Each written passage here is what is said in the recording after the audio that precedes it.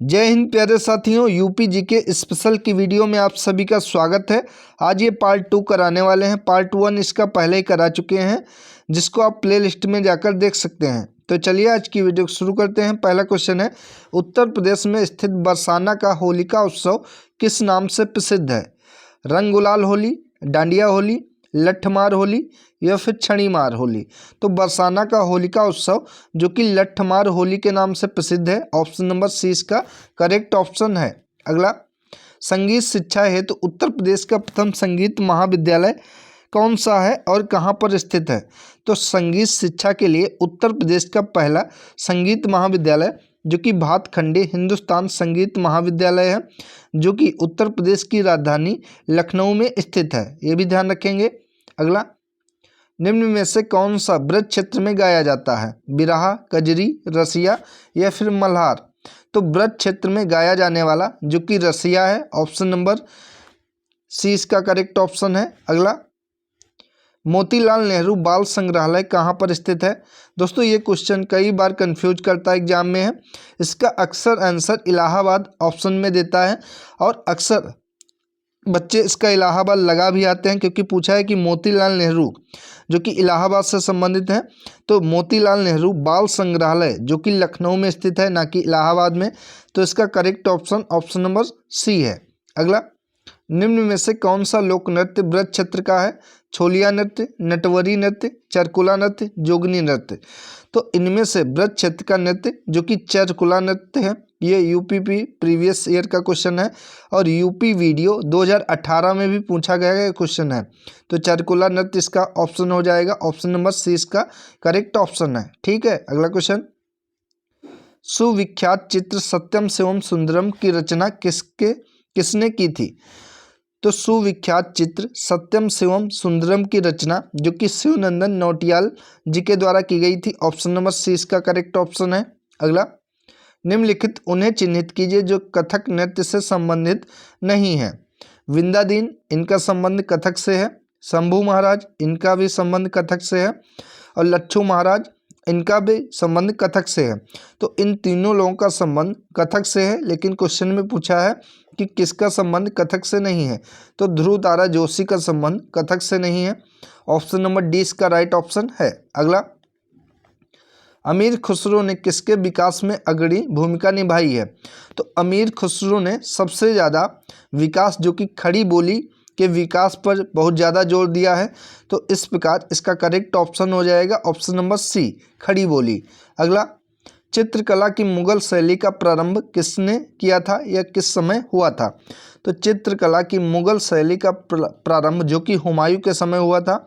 Option number B इसका correct option है। उस समय चित्रकला जो कि अपने जोरों शोर पर थी हुमायूं के समय में। ऑप्शन नंबर बी इसका राइट ऑप्शन है। अगला, भातखंडे संगीत संस्थान लखनऊ डीम्ड विश्वविद्यालय कब बना? तो भातखंडे संगीत संस्थान लखनऊ डीम्ड विश्वविद्यालय जो कि सन 2001 ईस्वी में बना था। ऑप्शन नंबर 20 का राइट ऑप्शन है। अगला, उत्तर प्रदेश में सर्वाधिक महत्वपूर्ण खाद्यान्न फसल कौन सी है? ज्वार, गेहूं, मक्का और धान। तो उत्तर प्रदेश में सर्वाधिक खाद्यान्न फसल जो कि गेहूं फसल है। ऑप्शन नंबर 20 का करेक्ट ऑप्शन है। अगला, सीमांत कृषक किसे कहते हैं? जिसके पास 1 एकड़ से कम भूमि हो या जिसके पास 1 हेक्टेयर से कम भूमि हो, 2 हेक्टेयर से कम भूमि वालों को या फिर 2.5 हेक्टेयर से कम भूमि वालों को। तो सीमांत कृषक उन्हें कहा जाता है जिनके पास 1 हेक्टेयर से कम जमीन होती है। ऑप्शन नंबर 20 का करेक्ट ऑप्शन है।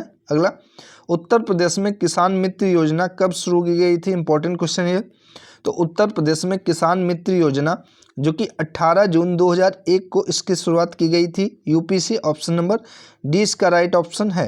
अगला, उत्तर प्रदेश में उगाई गई निम्न फसलों में से किसकी अवधि सबसे न्यूनतम होती है? यानी कि इन फसलों में से सबसे पहले कौन सी फसल हो जाती है जो कम समय लेती है? जिनमें चना, मसूर, अरहर और मूंग है।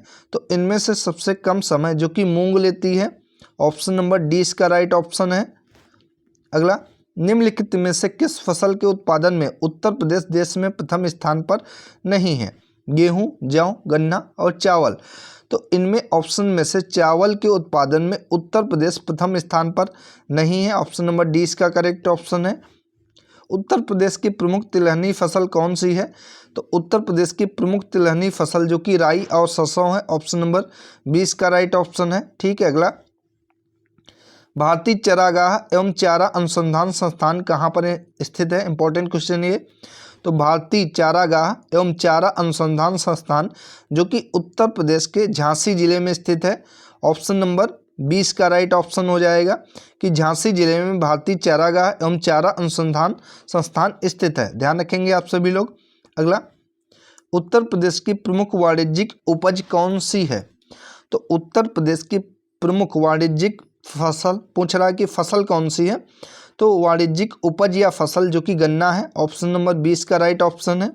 अगला, उत्तर प्रदेश में किसान बही योजना कब शुरू की गई थी? तो किसान बही योजना जो कि उत्तर प्रदेश में 1992 यानी कि 1992 में किसान बही योजना की शुरुआत उत्तर प्रदेश में की गई थी। अगला, भारतवर्ष में प्रथम कृषि विश्वविद्यालय की स्थापना की गई थी कहाँ पर? तो भारत में पहले कृषि विश्वविद्यालय की स्थापना जो कि पंतनगर में की गई थी। ऑप्शन नंबर डी इसका करेक्ट ऑप्शन है। इंपॉर्टेंट क्वेश्चन है ये। अगला, गोविंद वल्लभ पंत सागर कहाँ पर स्थित है? तो गोविंद वल्लभ पंत सागर जो कि सोनभद्र में स्थित है। ऑप्शन नंबर डी इसका करेक्ट ऑप्शन है। अगला, प्रदेश के किस भाग में नलकूपों में सर्वाधिक सिंचाई होती है? पूछ रहा है कि उत्तर प्रदेश के कौन से भाग में नलकूपों से सबसे ज़्यादा सिंचाई होती है? तो ये उत्तर प्रदेश का पश्चिमी भाग है जहाँ पर नलकूपों के द्वारा सबसे ज़्यादा सिंचाई की जाती है। ऑप्शन नंबर 20 का राइट ऑप्शन है। अगला, माता टीला बहुउद्देशीय परियोजना किस नदी पर है? केन, बेतवा, चंबल या फिर यमुना? तो माता टीला बहुउद्देशीय परियोजना जो कि बेतवा नदी पर स्थित है। ऑप्शन नंबर 20 का करेक्ट ऑप्शन है। और पूछे कहाँ पर है? तो ये सोनभद्र में है, ये भी ध्यान रखेंगे। अगला क्वेश्चन, निम्न नगरों में से कौन गंगा के दाहिने किनारे पर नहीं है? प्रयागराज, हरिद्वार, वाराणसी, कानपुर।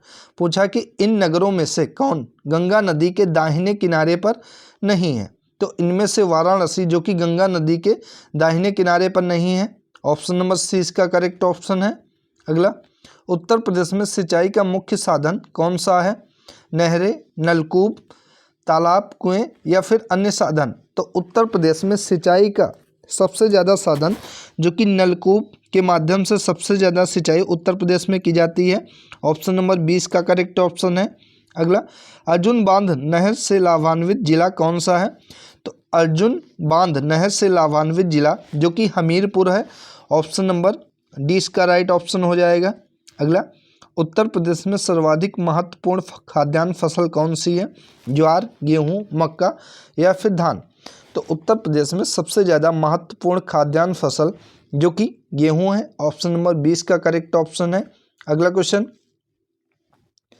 दुधवा राष्ट्रीय उद्यान और एक वन्यजीव विहार को संयुक्त रूप से बाघ परियोजना में सम्मिलित किया गया है। वह वन्यजीव निम्न में से कौन सा है? इसका करेक्ट ऑप्शन क्या हो जाएगा? तो इसका राइट ऑप्शन हो जाएगा किशनपुर वन्यजीव विहार। ऑप्शन नंबर डी इसका राइट ऑप्शन है। अगला क्वेश्चन, राज्य में एक बब्बर शेर सफारी कहाँ पर है? तो राज्य में बब्बर शेर सफारी जो कि इटावा में है। Option number C correct option है।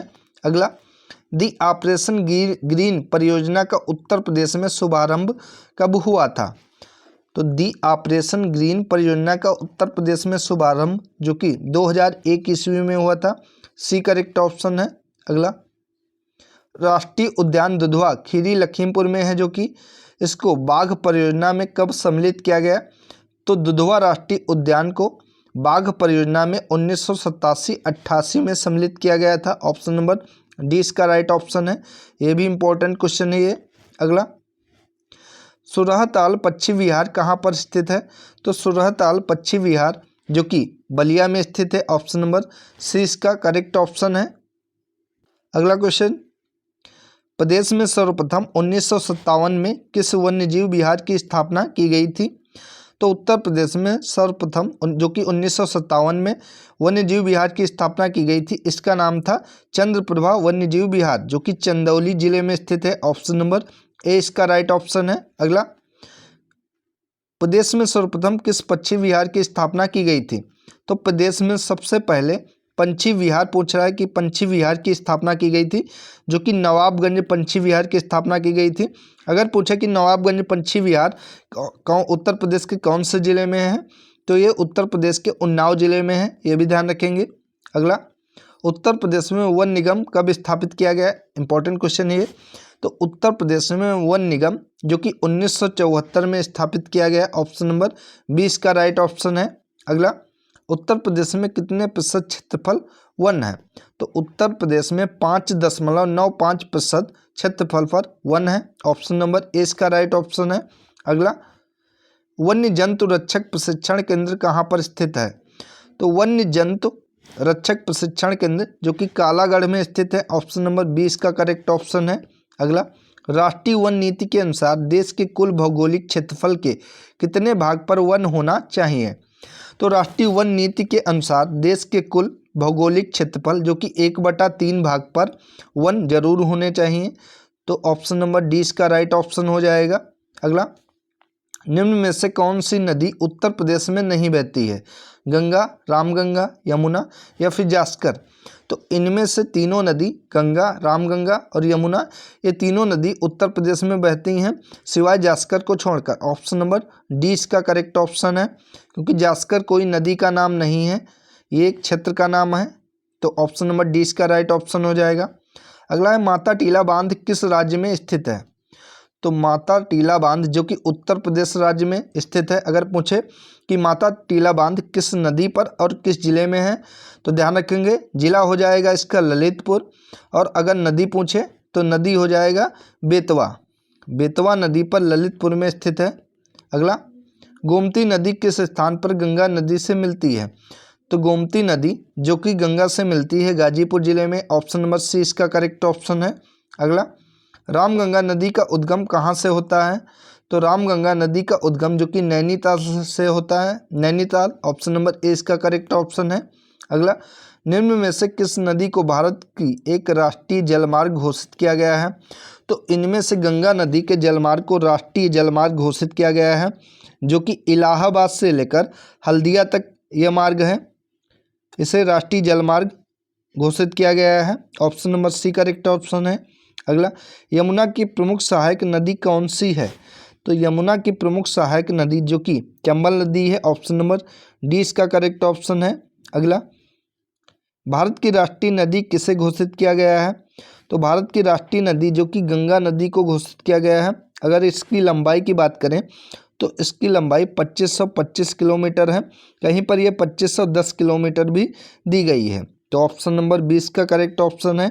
अगला, उत्तर प्रदेश की सबसे बड़ी नदी कौन सी है? यमुना, ब्रह्मपुत्र, गंगा या सरस्वती? तो उत्तर प्रदेश की सबसे बड़ी नदी जो कि गंगा नदी है, option number C correct option है।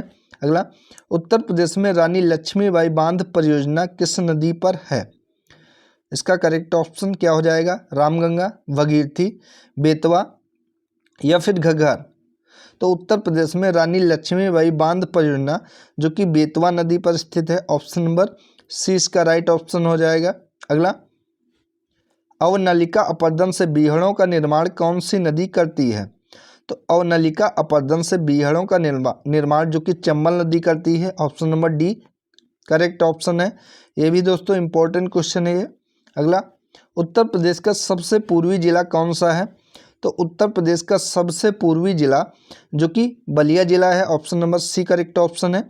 अगर पूछे कि उत्तर प्रदेश का सबसे पश्चिमी जिला कौन सा है, तो सबसे पश्चिमी जिला जो कि शामली जिला है, और सबसे पूर्वी जिला जो कि बलिया जिला है, ये ध्यान रखेंगे। अगला, उत्तर प्रदेश के कौन से जिले की सीमा 4 राज्यों से लगती है?